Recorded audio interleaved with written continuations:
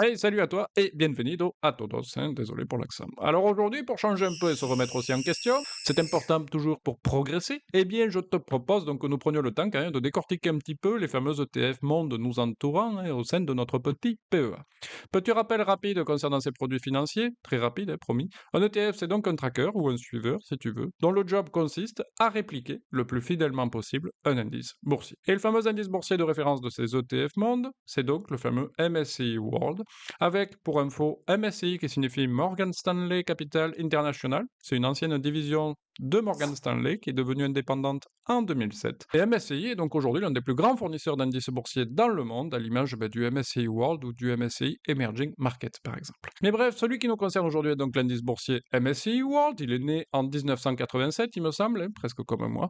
Et il est donc composé de 1633 actions, ce qui est énorme, réparties dans 23 pays dits développés, contrairement au MSCI Emerging Market, et il représente environ 85% de la capitalisation boursière de ces fameux 23 pays, ce qui est plutôt pas mal, on peut dire. Pour te donner une petite idée de la répartition de ce monstre, hein, en termes de pays et de secteurs d'activité, voici donc deux beaux petits camemberts que j'ai extraits directement du site msci.com et qui datent du 31 mai 2024. Ce qu'il faut retenir ici, surtout que le MSCI World en gros est bien réparti en termes de diversification sectorielle avec une prépondérance naturelle, hein, je dirais, pour la technologie de l'information en premier lieu, puis les finances, la santé et l'industrie. Côté pays, il convient surtout de noter que cet indice est très exposé au marché américain puisqu'il représente en effet 70% de sa composition. C'est un peu normal en effet puisque les plus grosses capitalisations boursières se situent bien aux States et si l'on regarde d'ailleurs ces 10 plus gros composants à ce petit indice, eh bien on retrouve exclusivement des actions américaines et on pourrait même dire plus particulièrement des actions californiennes, hein, car en effet on remarque que la plupart des sièges sociaux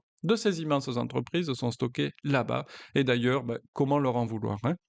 Bon, ça, c'était pour réviser un peu la géographie américaine, hein, c'est important. Donc bref, pour résumer, indice MSCI World, 85% des capitalisations boursières de 23 pays développés via la possession de 1633 actions différentes, 70% d'exposition aux States et une répartition sectorielle équilibrée avec une prépondérance toutefois pour la technologie de l'information, finance, santé et industrie. Je te montre aussi une petite vision de l'évolution de cet indice sur les 10 dernières années. C'est plutôt pas mal, comme tu peux le constater, et côté performance, ne t'inquiète pas, on en parlera de toute façon quand on analysera nos fameux petits ETF. Et du coup, en parlant d'ETF, eh bien, sache qu'il n'y en a pas 3000 éligibles au PEA, mais il y en a trois petits qui possèdent leurs propres spécificités intrinsèques. Alors, le premier, attends, il faut que je le cherche du coup, et Magneto, Serge.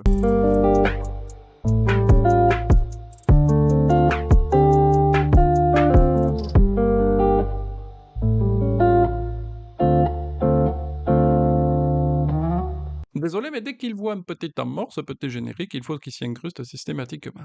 Alors on disait donc 3 ETF monde éligibles au PEA, ben ça déjà c'est cool, et donc au mercredi 12 juin 2024, nous avons donc comme premier le Amundi ETF MSCI World, le vieux de la vieille quoi. Dont le code ISIN est celui-ci, que je t'invite d'ailleurs à recopier directement dans ta zone de recherche de ta plateforme de trading, hein, c'est bien plus facile pour les retrouver.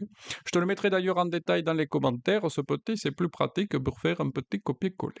Il a une valeur unitaire, ce fameux de 510 euros, il est bel et bien éligible au PEA, c'est mieux. Et un autre critère important que j'aime bien avoir en lisibilité, si tu veux, c'est l'encours, si tu veux.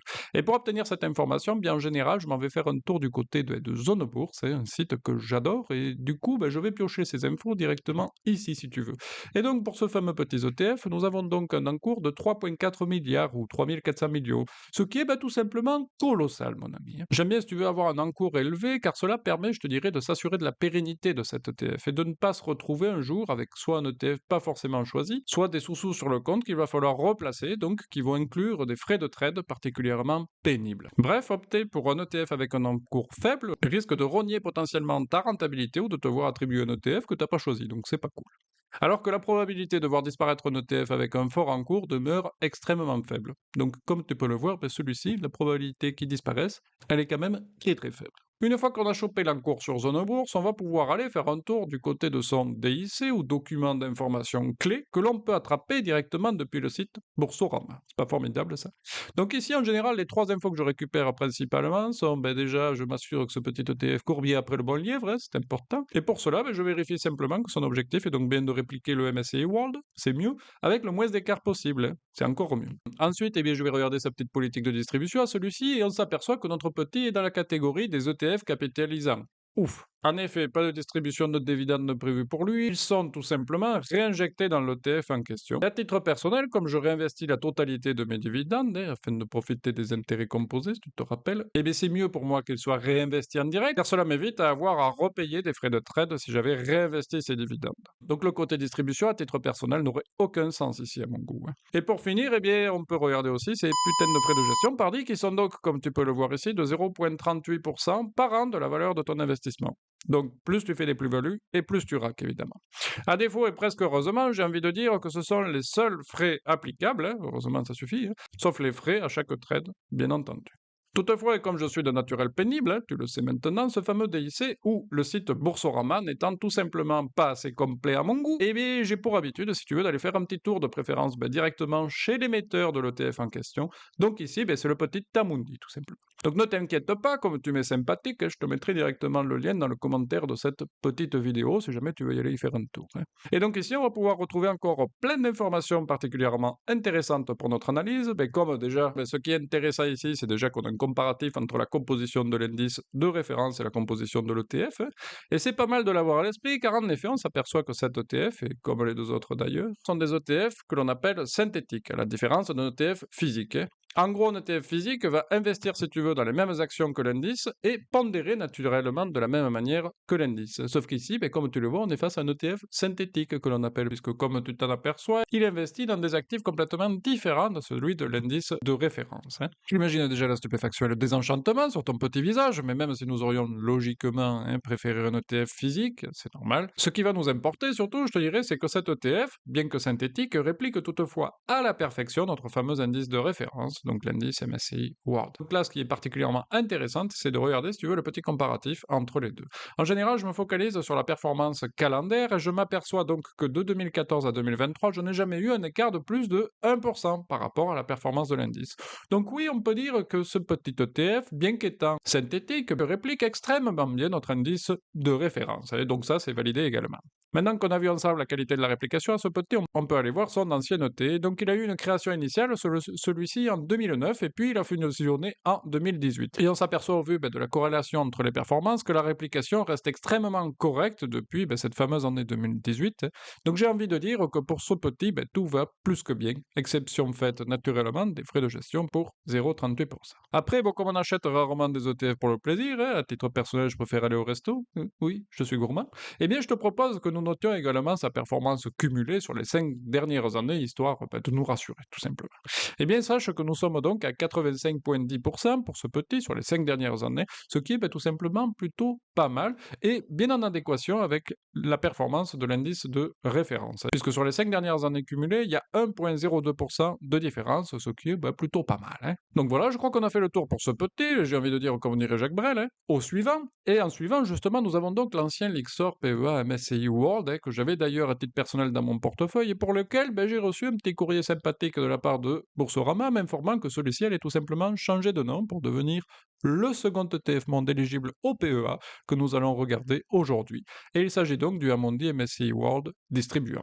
Donc pour celui-ci, je te remets son code ici dans lisibilité, qui sera donc dans les commentaires. Il est plus abordable que l'autre parce qu'il a une valeur unitaire d'environ 30 euros, c'est déjà mieux. Et il est également éligible au PEA, c'est quand même mieux également. Concernant le volume de l'encours à celui-ci, il est de 242 millions d'euros, c'est clairement bien plus faible que notre petit ETF précédent. Donc là, un petit point rouge. Ensuite, si on retourne sur notre petit DIC, à celui-ci, eh bien, on le remarque que pour cet ETF, lui, il court aussi après le bon lièvre, heureusement, cherche bien à répliquer l'indice MSCI World avec le minimum d'écart, et on s'aperçoit par contre que cet ETF, magie, c'est un ETF tout simplement distribuant, puisque comme il est indiqué dans la politique de distribution de ce dividende, eh bien, les montants du fonds disponibles seront, le cas échéant, distribués.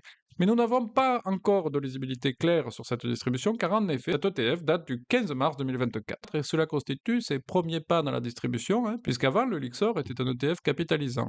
Donc à ce stade, aucune vision claire sur le sujet, et comme tu le sais maintenant, les ETF distribuants, ce n'est pas du tout mon dada. Donc là, c'est un point rouge à titre personnel pour moi également. Et côté frais de gestion, pas de changement, 0,38% par an de la valeur de ton investissement, comme l'autre. On est ici aussi face à un ETF synthétique, et côté qualité de réplication, côté performance à 5 ans, bien à ce stade, nous n'en avons absolument aucune lisibilité compte tenu de sa jeunesse, hein, il est effectivement tout frais, et on peut supposer toutefois que comme c'est encore un ETF Amundi qui détenait l'Ixor déjà préalablement, il y a clairement très peu de chances pour que le niveau qualitatif de la réplication soit inférieur au précédent. À une interrogation près, naturellement, c'est le niveau de distribution que l'on peut attendre sur un tel ETF. Mais à suivre donc pour celui-ci. Et le petit dernier, non, ce n'est pas un petit Amundi pour changer, mais un petit de BlackRock, qui a d'ailleurs naturellement fait parler de lui lors de sa sortie le 26 mars 2024.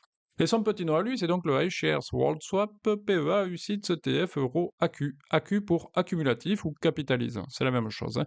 D'ailleurs, on peut le voir sur le petit DIC dans sa politique de distribution. Le code ISIN, pareil, je te le mettrai dans les petits commentaires. À noter que celui-ci, c'est le plus abordable de notre petit listing du jour, puisque ce petit se situe aux alentours des 5 euros. Et ça, c'est plutôt cool pour tous les budgets. Il est naturellement éligible au PEA, ce petit, mais par contre, son encours demeure encore plus faible que le précédent, soit seulement, hein, même si c'est bizarre à dire pour de tels montants, de 64 millions d'euros. C'est effectivement très très faible encore pour l'instant, même si ça a bien augmenté, hein. Comme tu peux le voir sur le site de BlackRock, il s'agit là aussi d'un ETF synthétique, hein, comme la plupart du temps en PEA, et par contre, là où il tire son épingle du jeu, ce petit, c'est sur les frais de gestion, où il n'affiche que 0,25% par an sur ton investissement, contre 0,38, on l'a vu pour les deux autres. Donc dans ce cas-là, il n'y aurait pas photo, en tout cas, c'est un petit point intéressant pour lui. Et en plus, si tu es chez Boursorama, tu bénéficies d'un petit cadeau spécial, puisqu'en effet, comme tu peux le voir, tu bénéficies de 0% de frais de trade sur ce petit ETF de BlackRock, ce qui le rend quand même extrêmement intéressant, celui-ci, et te permet d'enregistrer de belles économies au passage. Alors attention, toutefois, il s'agit simplement des frais de trade, hein. Pour être totalement transparent avec toi, si on simule l'achat d'un ETF Amundi World distribuant pour environ 500 euros et qu'on fait de même pour le fameux iShares,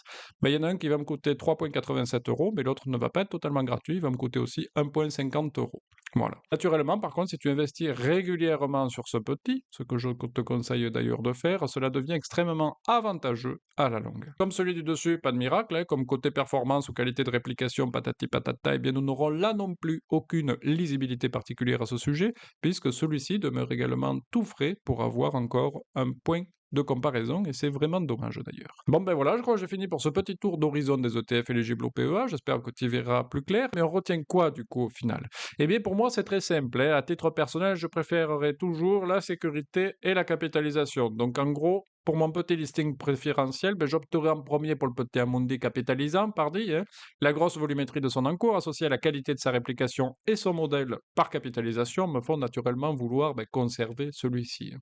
Celui-ci, oui, mais je te dirais en attendant que le petit iShares, par contre, se développe de plus en plus, est un encours enfin acceptable et qu'on soit enfin certain de la qualité de sa réplication, pardi. Et puis après, on avisera par la suite si on change de crèmerie ou pas. Donc tu l'as compris, je mettrai le iShares en seconde position pour l'instant. J'attendrai en gros mars 2025 histoire d'avoir une lisibilité sur une année. Et je le mettrai en second surtout pour les avantages suivants, hein, ses frais, son accessibilité et également sa petite promo Boursorama pour l'instant. Et enfin, et bien pour finir, à titre personnel, je mettrai l'ETF distribuant d'Amundi en troisième position, hein. Essentiellement, tu as compris car c'est un ETF distribuant et qu'il dispose en plus de frais importants et d'un encours très moyen. Donc bon, désolé pour moi, mais en tout cas, ce serait mon petit dernier celui-là. Bien voilà, j'espère que ça t'aura plu pour ce petit classement rapide, mon ami. Et comme disait Bouddha, oui, je change un peu de référence, hein, il n'existe rien de constant si ce n'est le changement. À bon entendeur, salut!